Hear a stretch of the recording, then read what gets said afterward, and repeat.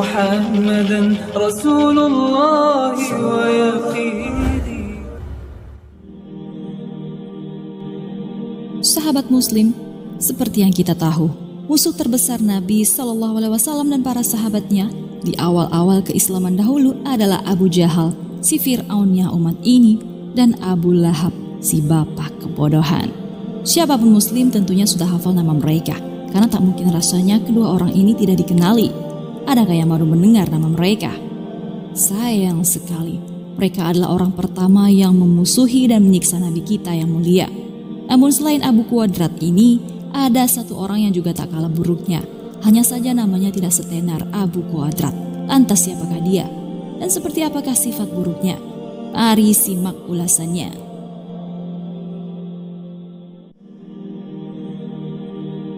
Dahulu, ketika awal-awal keislaman dan diangkatnya Nabi Muhammad menjadi seorang nabi, begitu banyak orang-orang Quraisy yang menentang ajaran Nabi Shallallahu Alaihi Wasallam. Mereka menganggap Nabi adalah orang gila dan mengada-ngada. Namun Nabi Shallallahu Alaihi Wasallam tidak memperdulikan mereka sama sekali. Seiring berjalannya waktu, jumlah kaum muslimin pun semakin bertambah. Kebencian kaum kafir Quraisy pun semakin menjadi-jadi.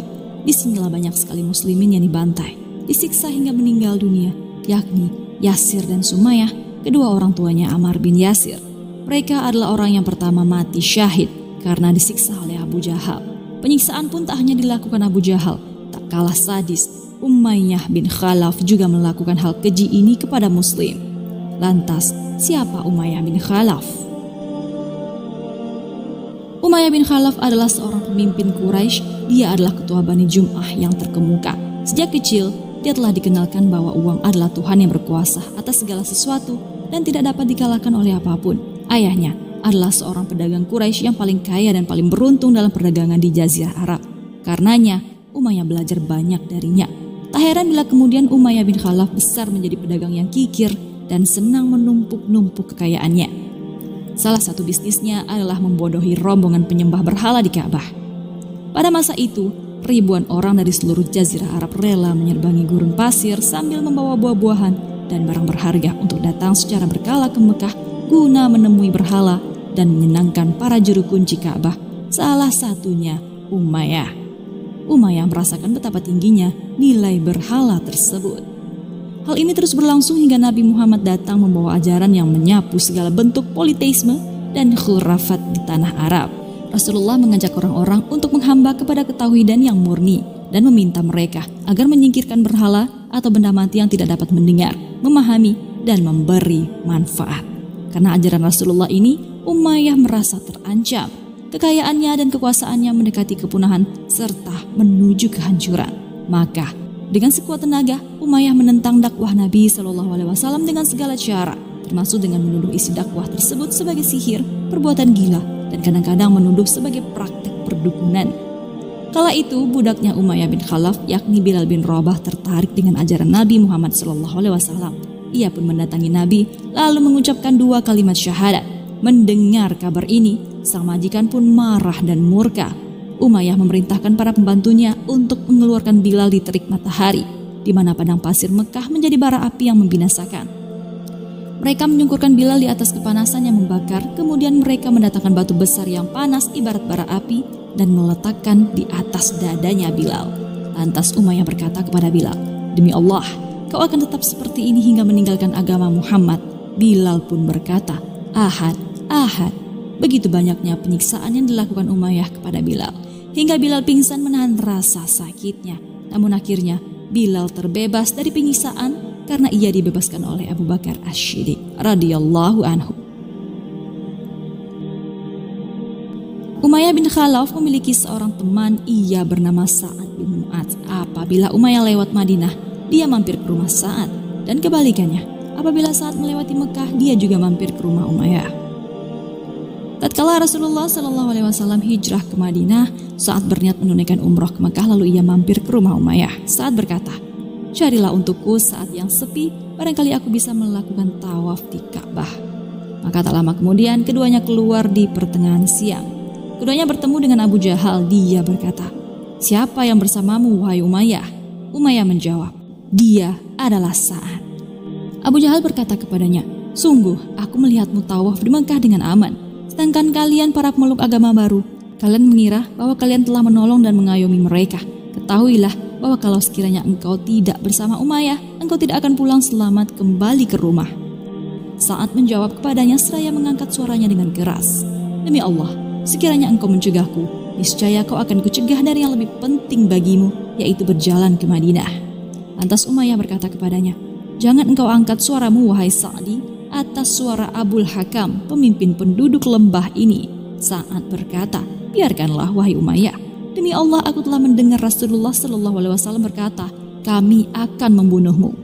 Umayyah berkata, di Mekah? Sa'ad menjawab, aku tidak tahu. Lalu Umayyah merasa gundah dengan berita itu. Sepulangnya ke rumah, dia berkata kepada istrinya, wahai istriku, tahukah apa yang dikatakan Sa'ad tentang diriku? Ia berkata, Muhammad mengabarkan bahwa mereka akan membunuhku.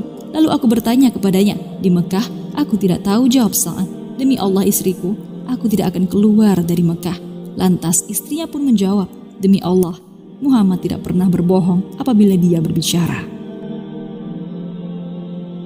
Singkat cerita, sebelum perang Badar terjadi, kaum musyrikin pun berkumpul untuk bersiap-siap menuju Badar.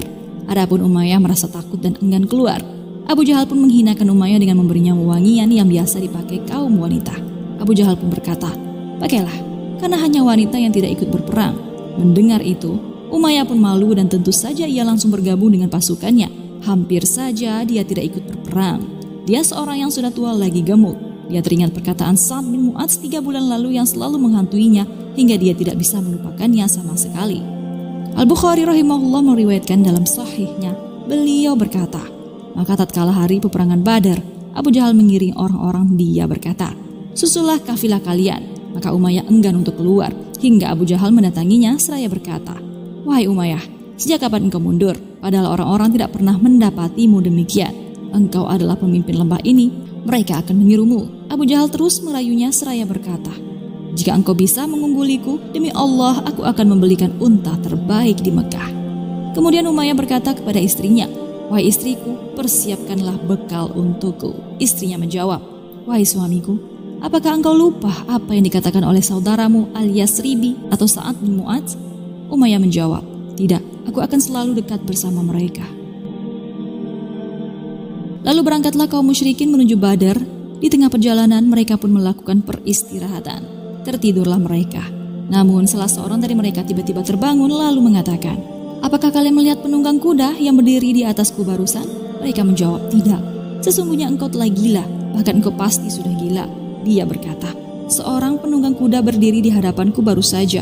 Dia berkata, Abu Jahal, Utbah bin Rabi'ah, Syaibah, Zam'ah, Abul Bakhtari dan Umayyah bin Khalaf terbunuh. Mendengar ada namanya disebut, Umayyah pun merasa ketakutan, bahkan lebih dahsyat dari sebelumnya.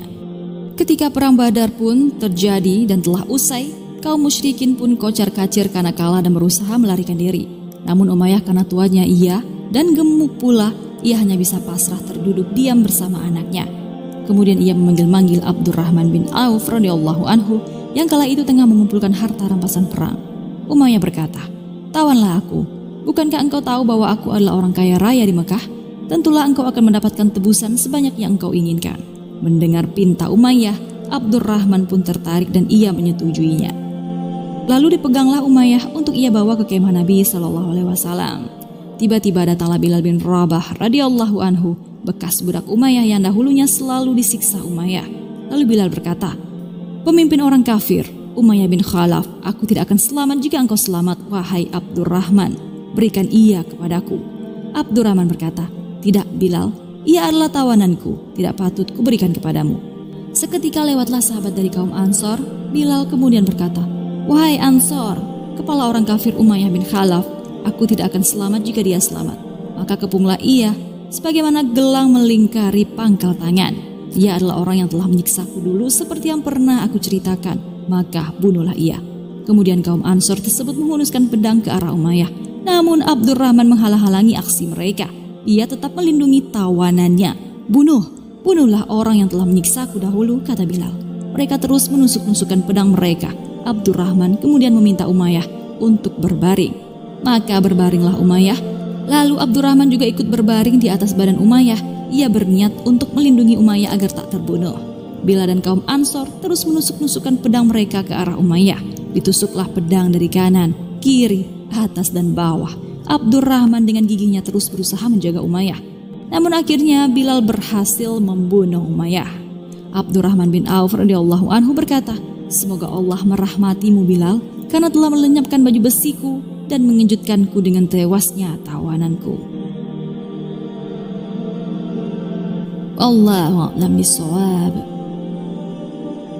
Sahabat muslim, demikianlah kisah gembongnya orang kafir Quraisy yang selalu menyiksa muslim, membohongi orang-orang dan terlalu mencintai harta. Lihat bagaimana ia dipermalukan di akhir-akhir hidupnya. Ketika ia dihantui rasa takutnya akan kematian, ketika ia diberikan wewangian wanita oleh sahabatnya Abu Jahal, dan ketika matinya dipermainkan. Layaklah rasanya ia dikumpulkan dengan Abu Quadrat, temannya di neraka. Jangan lupa berbagi informasi dengan cara share video ini, karena barang siapa yang menunjuki kepada kebaikan, maka dia mendapatkan pahala seperti pahala orang yang mengerjakannya.